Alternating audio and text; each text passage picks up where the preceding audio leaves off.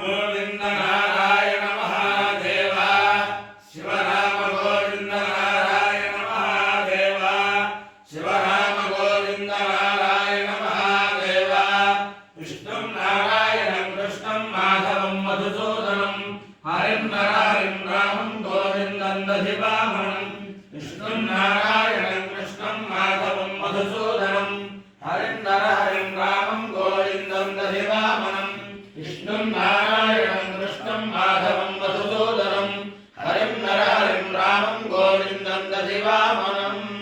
సనాతన పద్ధతిలో ఈ రోజు జన్మదినోత్సవం జరుపుకుంటున్న 50 మందికి, సనాతన పద్ధతిలో ఈ రోజు వివాహ వార్షికోత్సవం జరుపుకుంటున్న 50 మందికి, రోహిణీ నక్షత్రంలో జన్మించిన 50 మందికి అనేక వేదోక్త ఆశీర్వచనములు, శుభాభినందనలు.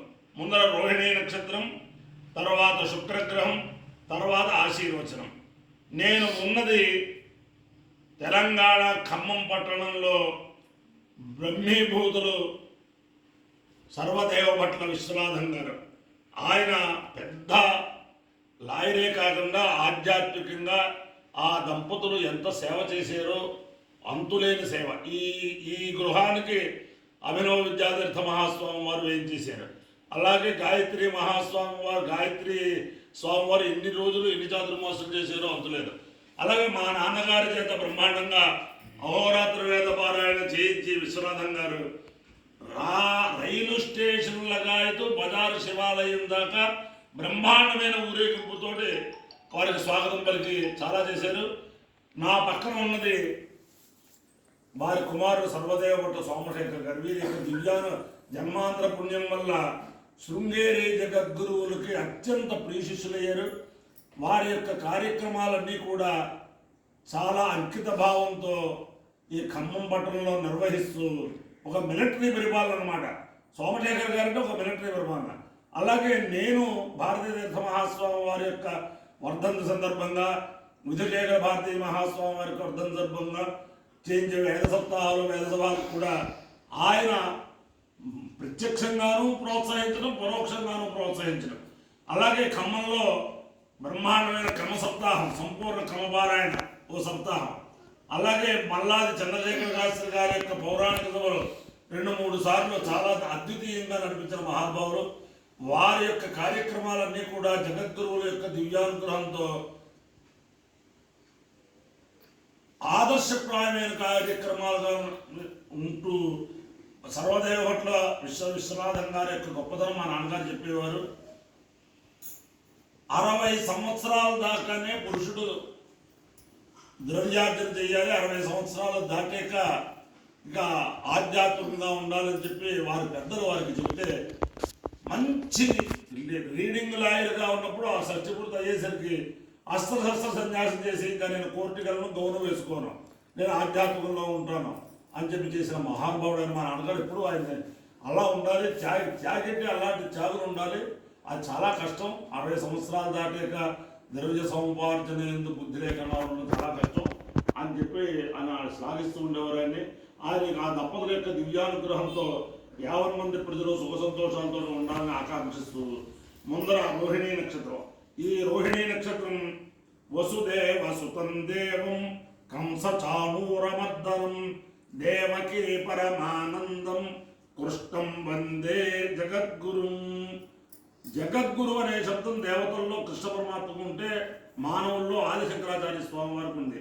వారిద్దరూ శివకేశవులు కాబట్టి శివకేశవుల యొక్క అనుగ్రహంతో 50 మంది ప్రజలు సుఖ సంతోషాలతో ఉండాలని ఆకాంక్షిస్తూ ముందర రోహిణీ నక్షత్రం.